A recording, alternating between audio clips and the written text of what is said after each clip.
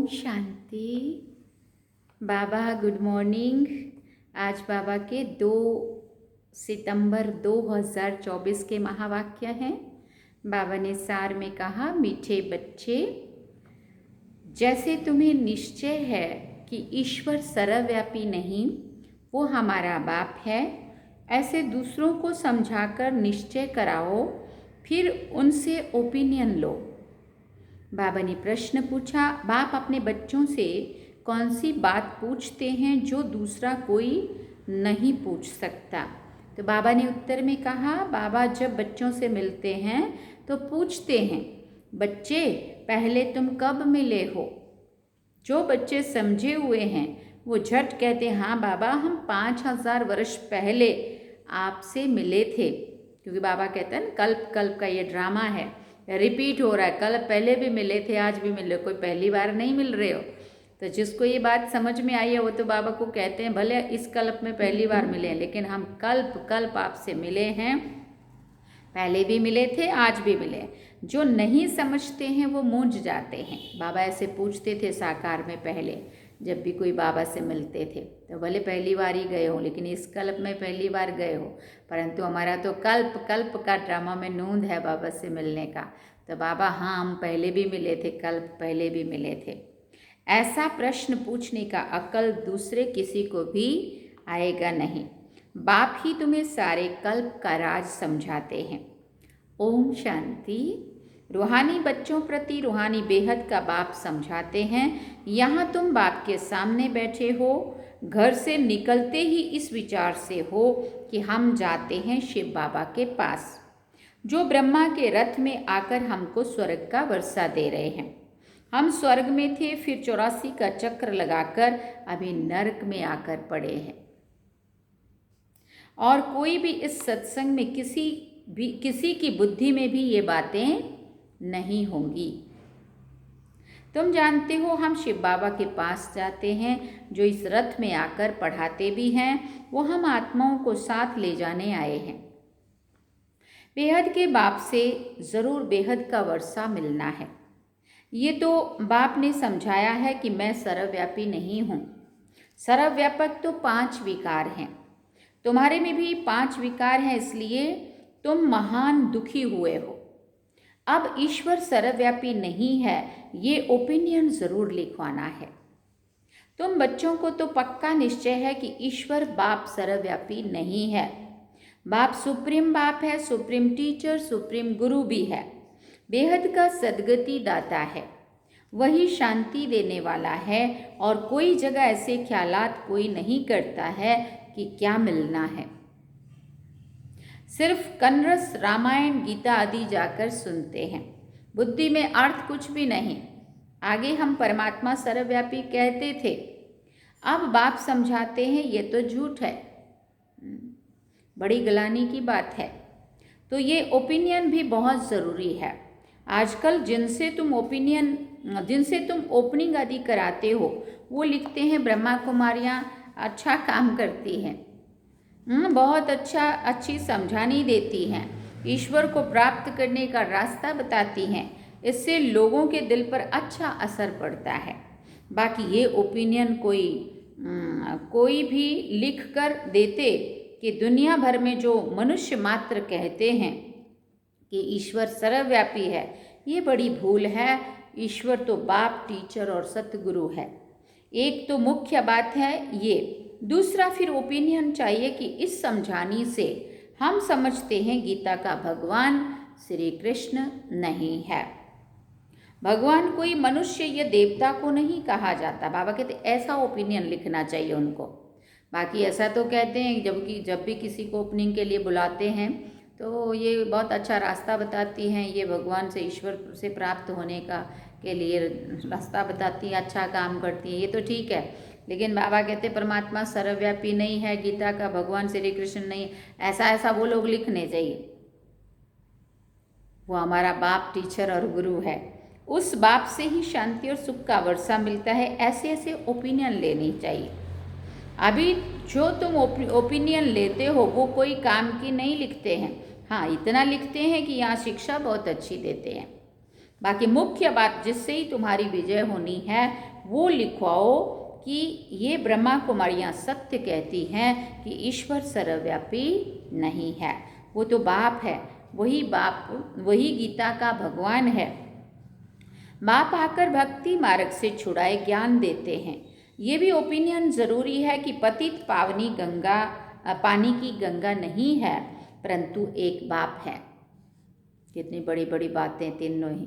परमात्मा सर्वव्यापी नहीं है, दूसरी बात गीता का भगवान श्री कृष्ण नहीं है, और तीसरी बात कि गंगा पतित पावनी नहीं है, और ये सच्चाई है। अब अगर ऐसी ऐसी ओपिनियन जब लिखें तब तुम्हारी विजय हो। अभी टाइम पड़ा है, अभी तुम्हारी जो सर्विस चलती है, इतना खर्चा होता है, ये तो तुम बच्चे ही एक दो को मदद करते हो, बाहर वालों को तो कुछ भी पता नहीं है। तुम ही अपने तन मन धन से खर्चा करके अपने लिए राजधानी स्थापन करते हो। जो करेगा वो पाएगा, जो नहीं करेगा वो पाएंगे भी नहीं। कल्प कल्प तुम ही करते हो, तुम ही निश्चय बुद्धि होते हो। तुम समझते हो कि बाप बाप भी है, टीचर भी है, गीता का ज्ञान भी यथार्थ रीति सुनाते हैं। भक्ति मार्ग में भले गीता सुनते आए, परंतु राज्य थोड़ी प्राप्त किया है। ईश्वरीय मत से बदलकर आसुरी मत हो गई है। कैरेक्टर बिगड़ते पतित बन पड़े। कुंभ के मेले पर कितने मनुष्य करोड़ों की अंदाज में जाते हैं। जहाँ तहाँ पानी देखते वहाँ वहाँ ही चले जाते हैं। जहाँ जहाँ भी पानी देखते हैं वहीं चले जाते हैं। समझते हैं पानी से ही पावन होंगे। अब पानी तो जहाँ तहाँ नदियों में आता रहता है, इनसे कोई पावन बन सकता है क्या? क्या पानी में स्नान करने से हम पतित से पावन देवता बन जाएंगे क्या? अगर ऐसे ही देवताएं बन जाते तो पानी की नदियाँ तो बहुत है, तो सारे जाके डुबकियाँ लगाते रहो और सारे ही देवता बन जाओ, भले कितने पाप करते रहो। क्या हालत है आज दुनिया की, देखो इतना सहज नहीं है। हाँ, शरीर भी पावन नहीं बनता तो आत्मा की तो बात ही कहाँ है। अभी तुम समझते हो कोई भी पावन बन ना सके, ये भूल है। तो इन तीन बातों पर ओपिनियन लेना चाहिए। अभी सिर्फ कहते संस्था अच्छी है तो बहुतों के अंदर जो भ्रांतियाँ भरी हुई है कि ब्रह्मा कुमारियों में जादू है, भगाती है, वो ख्यालात दूर हो जाते हैं। क्योंकि आवाज़ तो बहुत फैला हुआ है ना। विलायत तक ही आवाज़ गया था कि इनको 16,108 रानियाँ चाहिए। उनसे 400 मिल गई है, क्योंकि उस समय सत्संग में 400 लोग आते थे। 400 आत्माएं परमात्मा की सजनियाँ तो है ही है ना। वो हमारा साजन, हम उसकी सजनियाँ। परंतु उन्होंने स्थूल वाली बात समझ ली। बहुतों ने विरोध किया, पिकेटिंग आदि भी करते थे, परंतु बाप के आगे तो कोई की चल ना सके। सब कहते थे जादूगर फिर कहाँ से आया। फिर वंडर देखो, बाबा तो कराची में था, आप पे ही सारा झुंड आपस में मिलकर भाग आया। कोई को पता नहीं पड़ा कि हमारे घर से कैसे भागे। ये भी ख्याल नहीं किया कि इतने सब कहाँ जाकर रहेंगे। फिर फट से बंगला ले लिया। तो जादू की बात हो गई ना। अभी भी कहते रहते हैं ये जादूगरनियाँ हैं, ब्रह्मा कुमारियों के पास जाएंगे तो फिर लौटेंगे नहीं। अब वहाँ बातें इतनी अच्छी परमात्मा की मिलती है सुनने को, जिससे अपने को आत्मा को बड़ी शांति मिलती है, खुशी मिलती है, बड़ा अपनापन लगता है। तो क्यों नहीं टिकेंगे वहाँ। ये स्त्री पुरुष को भाई बहन बनाती है, फिर कितने तो आते ही नहीं हैं। अभी तुम्हारी प्रदर्शनी आदि देखकर वो जो बातें बुद्धि में बैठी हुई हैं वो दूर हो जाती हैं। बाकी बाबा जो ओपिनियन चाहते हैं वो कोई लिखते नहीं हैं। बाबा को वो ओपिनियन चाहिए ये लिखें कि गीता का भगवान श्री कृष्ण नहीं है। सारी दुनिया समझती है श्री कृष्ण भगवान उवाच, परंतु श्री कृष्ण तो 84 जन्म लेते हैं। शिव बाबा है पुनर्जन्म रहित। तो इसमें बहुतों की ओपिनियन चाहिए। गीता सुनने वाले तो ढेर के ढेर हैं। फिर देखेंगे ये तो अखबार में भी निकल पड़ा है, गीता का भगवान परमपिता परमात्मा शिव है, वही बाप टीचर सर्व का सद्गति दाता है। शांति और सुख का वर्षा सिर्फ उनसे मिलता है। बाकी अभी तुम मेहनत करते हो, उद्घाटन कराते हो, सिर्फ मनुष्यों की भ्रांतियाँ दूर होती हैं, समझानी अच्छी मिलती है। बाकी बाबा जैसे कहते हैं वो ओपिनियन लिखें। मुख्य ओपिनियन ये है, बाकी सिर्फ राय देते हैं। ये संस्था बहुत अच्छी है, इनसे क्या होगा? हाँ, आगे चलकर जब विनाश और स्थापना नज़दीक होगी तो तुमको ये ओपिनियन भी मिलेंगे। और ये समय है, और ये जो ये बात चल रही है ये है 69 के पहले की, जब साकार बाबा थे। समझ कर लिखेंगे, अभी तो बहुत लिखने लगे हैं। अभी तुम्हारे पास आने तो लगे हैं ना। अभी तुमको ज्ञान मिला है, एक बाप के बच्चे हम सब भाई भाई हैं। ये किसी को भी समझाना तो बहुत सहज है। सब आत्माओं का बाप एक सुप्रीम बाबा है, उनसे ज़रूर सुप्रीम बेहद का पद भी मिलना चाहिए। 5000 वर्ष पहले तुमको मिला था। वो लोग कलयुग की आयु लाखों वर्ष कह देते हैं, तुम 5000 वर्ष कहते हो, कितना फर्क है। बाप समझाते 5000 वर्ष पहले विश्व में शांति थी। ये एम ऑब्जेक्ट सामने खड़ी है, इनके राज्य में विश्व में शांति थी। ये राजधानी हम फिर स्थापन कर रहे हैं। सारे विश्व में सुख शांति थी, कोई दुख का नाम नहीं था। अभी तो अपार दुख है। हम ये सुख शांति का राज्य स्थापन कर रहे हैं अपने ही तन मन धन से, गुप्त रीति। बाप भी गुप्त है, नॉलेज भी गुप्त है, तुम्हारा पुरुषार्थ भी गुप्त है। इसलिए बाबा गीत कविताएं आदि भी पसंद नहीं करते हैं। वो है भक्ति मार्ग। यहाँ तो चुप रहना है, शांति से चलते फिरते बाप को याद करना है और सृष्टि चक्र बुद्धि में फिराना है। अभी हमारा ये अंतिम जन्म है पुरानी दुनिया में, फिर हम नई दुनिया में पहला जन्म लेंगे। आत्मा पवित्र जरूर चाहिए। अभी तो सब आत्माएं पतित हैं। तुम आत्मा को पवित्र बनाने के लिए बाप से योग लगाते हो। बाप खुद कहते हैं, बच्चे देह सहित देह के सब संबंध छोड़ो। छोड़ो माना भूलो बुद्धि से। बाप नई दुनिया तैयार कर रहे, उनको याद करो तो तुम्हारे सब पाप कट जाएंगे। अरे बाप जो तुमको विश्व की बादशाही देते हैं, ऐसे बाप को तुम भूल कैसे जाते? पूछ रहे बाप। वो कहते हैं, बच्चे ये अंतिम जन्म सिर्फ पवित्र बनो। अब इस मृत्यु लोक का विनाश सामने खड़ा है। ये विनाश भी हूबहू 5000 वर्ष पहले ऐसे ही हुआ था। ये तो स्मृति में आता है ना। अपना राज्य था तो दूसरा कोई धर्म नहीं था। बाबा के पास कोई भी आता है तो उससे पूछता हूँ आगे कब मिले हो। कोई तो जो समझे हुए हैं वो झट कह देते हैं 5000 वर्ष पहले। कोई नए आते हैं तो मूंझ पड़ते हैं। बाबा समझ जाते हैं कि ब्राह्मणी ने समझाया नहीं है। फिर कहता हूँ सोचो तो स्मृति आती है। ये बात और कोई से भी पूछ ना सके, और ये बात और कोई भी पूछ ना सके। पूछने का अकल आएगा ही नहीं।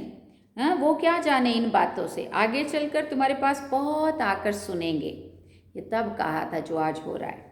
जो इस कुल के होंगे, दुनिया बदलनी तो ज़रूर है। चक्र का राज तो समझा दिया है, अब नई दुनिया में जाना है। इस पुरानी दुनिया को भूल जाओ। बाप नया मकान बनाते हैं तो बुद्धि उसमें चली जाती है ना। पुराने मकान में फिर ममत्व तो नहीं रहता है। ये फिर है बेहद की बात। बाप नई दुनिया स्वर्ग स्थापन कर रहे हैं, इसलिए बाप इस पुरानी दुनिया को देखते हुए भी नहीं देखते हैं। ममत्व तो नई दुनिया में रहे, इस पुरानी दुनिया से वैराग्य।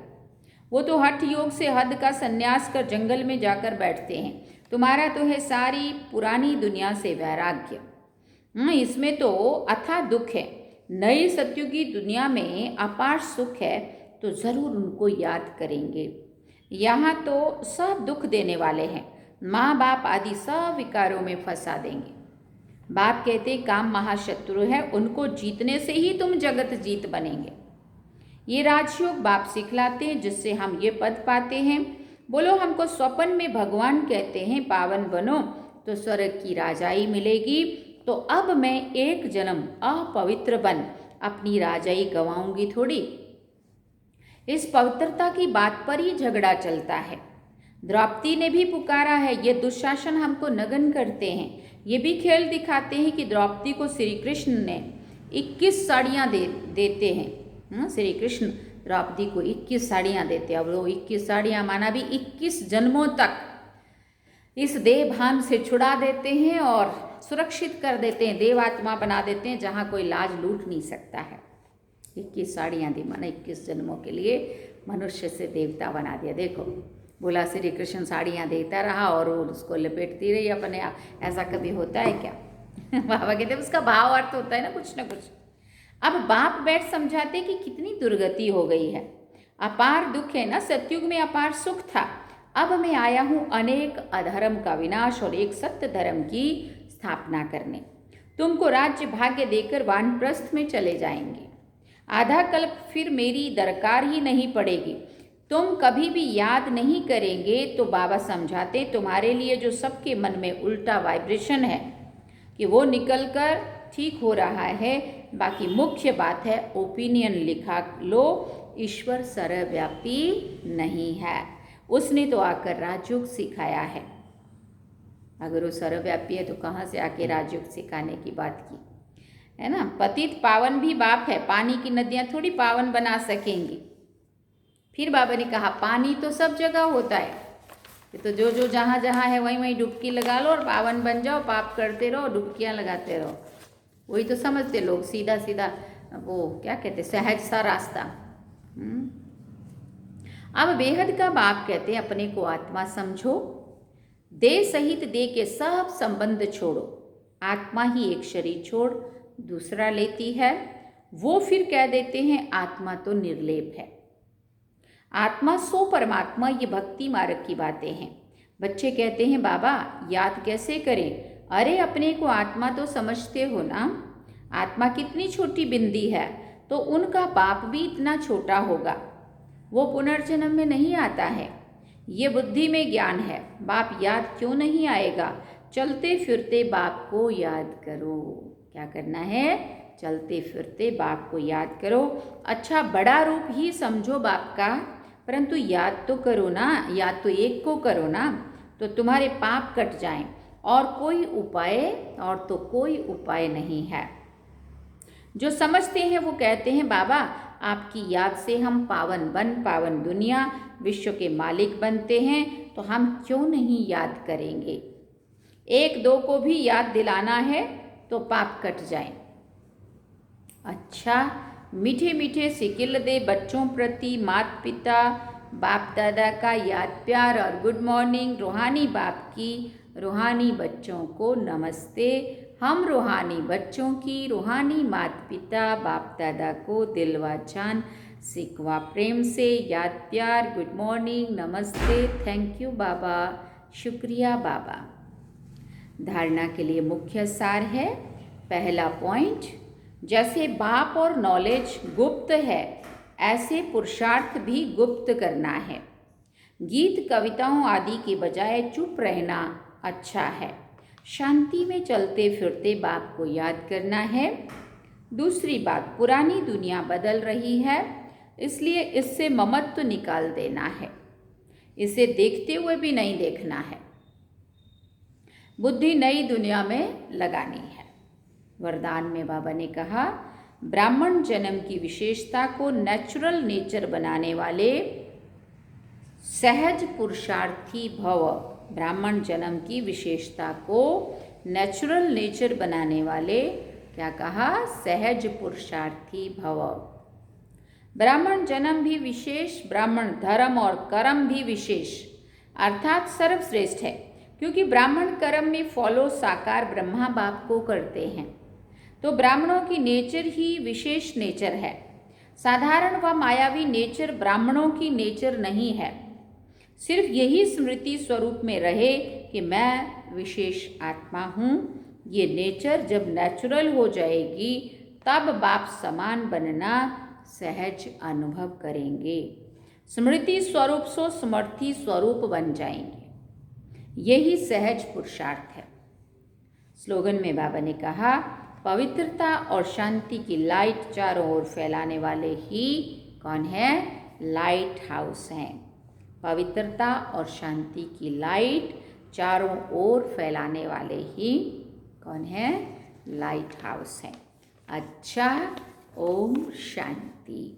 सार में बाबा ने कहा मीठे बच्चे, जैसे तुम्हें निश्चय है कि ईश्वर सर्वव्यापी नहीं है, वो हमारा बाप है, ऐसे दूसरों को समझाकर निश्चय कराओ फिर उनसे ओपिनियन लो। क्या ओपिनियन लेने के लिए कहा? 3 बातें बाबा ने पक्की कराई कि पहला तो उनसे ये लिखवाओ, और ऐसा तो वो लोग लिखते हैं ओपिनियन में कि ब्रह्मा कुमारियाँ अच्छा रास्ता दिखाती है, अच्छा काम करती हैं, परमात्मा से मिलाती हैं। ये तो बात ठीक है, परंतु उसके अलावा उनके अंदर ये बात होनी चाहिए कि ब्रह्मा कुमारियाँ जो समझाती हैं तो उसमें गंगा से पतित पावनी नहीं है, पतित पावन बाप है, और दूसरा परमात्मा सर्वव्यापी नहीं है, परमात्मा तो आके राजयोग सिखाते हैं, है ना। तो ये सारी बातें बाबा कहते उन्हों को पक्का करानी है। ईश्वर और गीता का भगवान श्री कृष्ण नहीं है। हाँ, ये बातें 3 बातें मेन है जो ओपिनियन में लिखवानी है, तब कहेंगे कि अभी प्रत्यक्षता का समय आया, है ना। तो ये है आज की बाबा की मुरली जो हम सभी ने सुनी, है ना। अच्छा, ओम शांति। अब हम चलते हैं बाबा की याद में। चलिए।